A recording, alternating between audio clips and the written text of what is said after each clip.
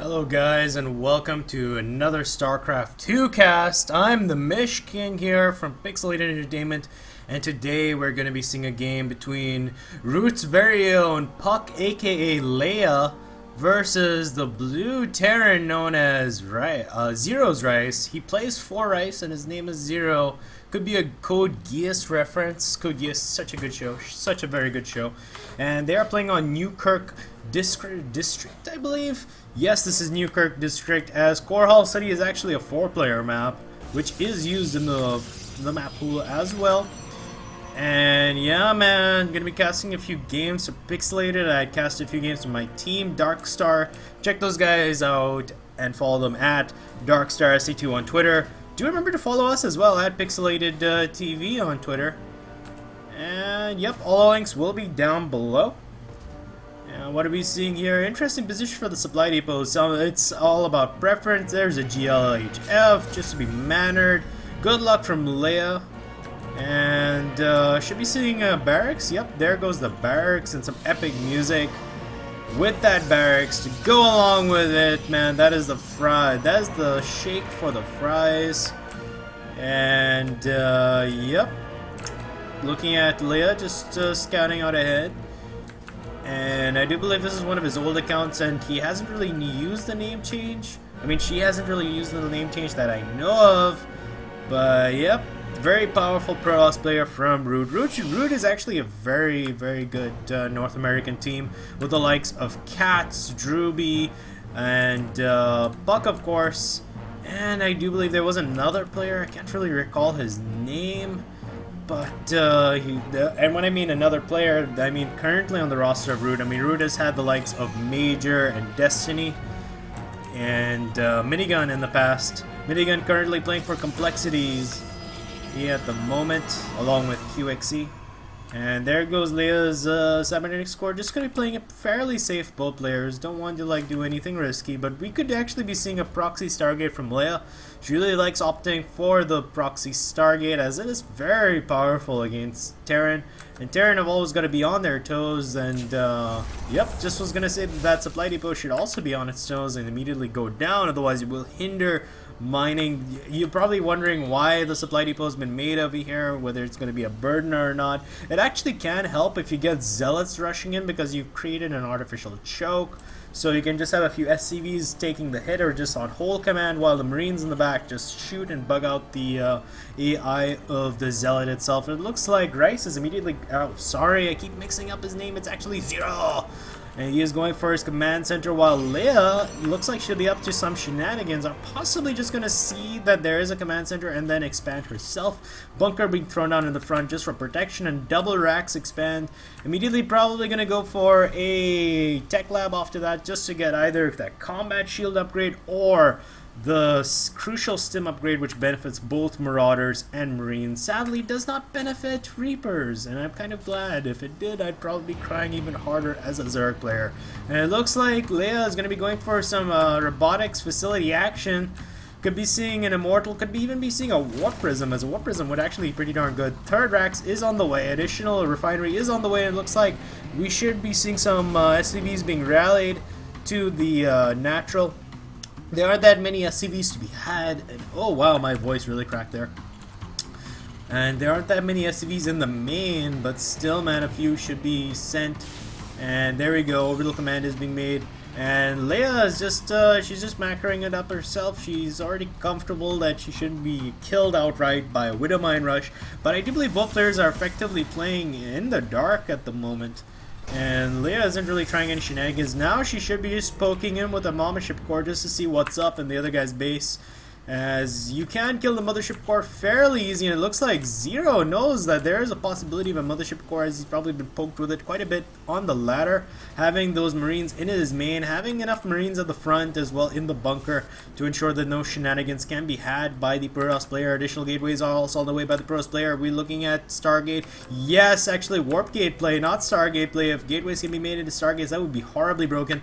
But Warp Gate play is available, but LeiYa has not upgraded it yet. Probably just going to be waiting till these additional gates are done, kind of wasting some time, but she can, I don't think she cares at the moment.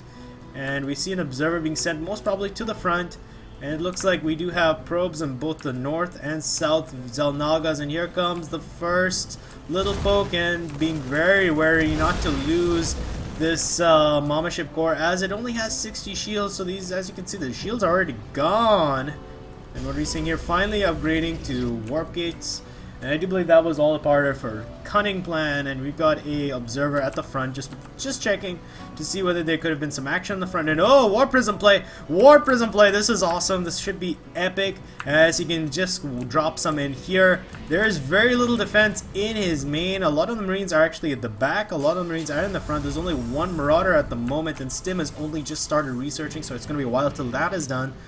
And what are we seeing over here? The Warp Prism is just chilling. It did warp in some Zealots, and it looks like this is gonna get, this shit is about to get very real. Starport is on the way from the Terran player along with an engineering bay, and here we go. Here comes the drop, and we should be seeing a warp in.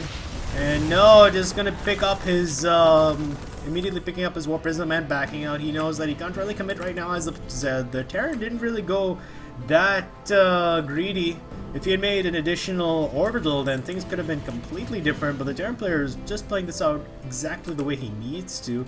And it looks like LeiYa just wants to continue to be a little bit aggressive till, oh, nice little double-pronged attack over there, and it does slow mining quite significantly at these mineral patches, just being very irritating for the Terran player. But the Terran player, wisely, Zero is just throwing down all his mules at the natural, which is not attacked at all, and Stim is just about to finish. These Marines could just charge in and tear this Warp Prism apart. LeiYa playing a very dangerous game of cat and mouse with that Warp Prism.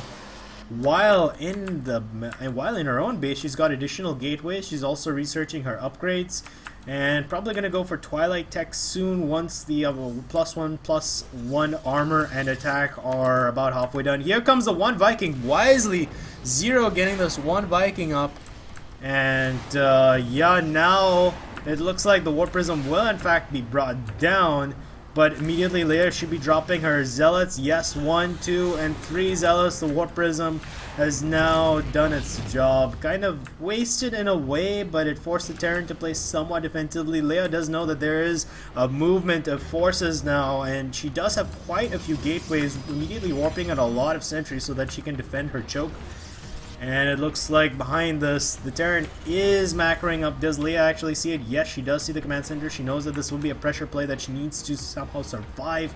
And she does have a pylon being thrown down over here for possible counterattacks purposes. And what are we seeing over here? Just a lot of cannons, actually. So she knows there's a possibility of a drop and a double-pronged play. And yep, the Twilight Council is halfway done. Could possibly be seeing Zealot Archon. A Zealot Archon can be very potent against the Terran Dominion. And it looks like Zero, will he commit? It looks like he will commit, and oh, just a little gap for some of the forces to actually make their way in. Another force field needs to go down. There's not enough energy for force fields, and more units are coming in. Zero looks like he might have LeiYa. He might have caught LeiYa just immediately lowering his Viking, although it barely lasts that long. Additional forces are being rallied in, but so much damage has actually been done. There's very little to stop Zero from taking over this match. There are no immortals to be had at all on the map. Immortals could have actually swung the tide into LeiYa's favor, but it looks like, oh, nice little bit of harass. LeiYa utilizing her Mama Ship core completely devastated her opponent, doing 12 worker kills. And I do believe the Mothership core did warp back, did it? Yes, it did. It actually warped back, saving itself. And I continuously get text messages. It's so annoying right now. And what are we seeing over here? Nothing much, to be honest, to be had at all. And nope, nothing seems to be happening over here at the main. Everything seems to have kind of reset. LeiYa has bought herself quite a bit of time, killing off so many SCVs, and then getting away with murder by teleporting back into her main with her Mothership core. The Mothership core has no hull damage. That is how good LeiYa's control has been. Third orbital command is just about to be transformed, I should say. Power Extreme. Oh man, a lot of memories from my childhood right there with, what was that show called? Oh my goodness. I can't remember what the show was called, but it was awesome. They had a Power Extreme thing. I can't really remember. I will Google it and tell you guys in the next game. I'm going to be casting about 3 games today. Going to be uploading hopefully 3 games today. And it looks like LeiYa trying to get her third. Her main is somewhat mined out and her natural is still fairly good, but she can't remain contained. Immediately moving her way away her mothership core. There is no such thing as Hawaii, but it looks like the third base could possibly be under siege. Yes, Zero is wisely going to check it out, forcing LeiYa to come out in the open, in the wide open spaces. And it looks like LeiYa has been forced to engage. She cannot really afford to lose this base, but so many force fields do go down. The sheer DPS and the sheer use of all these spells, the mothership core finally goes down, and it looks like Zero wisely splitting up some of his units. He knows he can't really attack this army at the moment, but he forces the cancel, and also he's killed quite a lot of tech. Still no immortals out on the way, opting to just stick with gateway units. Does have high templars and getting the psionic storm, but I just don't believe it'll work against this army composition. And it looks like we're seeing an engagement at the front. No shield force fields to be had. Zealots do have charge, and they also do have the +2 armor, but guess what, man? The actually, no. The Terran is actually far behind on tech. Not completely behind, but still relatively far behind. It looks like, oh, we could see a massive concave, but a lot of these medevacs are taking damage, and a nice concave is being made. And a lot of these zealots are actually dying without doing much, and nice bits of splits over there. And more units are being rallied across, Archons being morphed, so many medevacs in the air, pretty much 1 medevac to every unit. And it looks like these Archons going to be completely torn apart, at least one was torn apart. But it looks like LeiYa might have been a bit too cheeky in this game, as gateway units aren't exactly perfect against bio unless you have a lot of storms, and there is no Kydarian amulet upgrade to be had, so no insta storms. So the Terran Zero pushing his way to victory. Probes have to be pulled off to help defend. So many medevacs, medevac microing, saving a lot of the units. And wow, this is some really nice play. And some of these units have actually stemmed and run across the field. More units are stemming and running as we speak. And LeiYa GG's out. Zero takes the win. And yep, I got a couple more games featuring Zero. And God, I can't remember what the name of that cartoon is. It's starting to really bother me, and I'm going to tell you guys in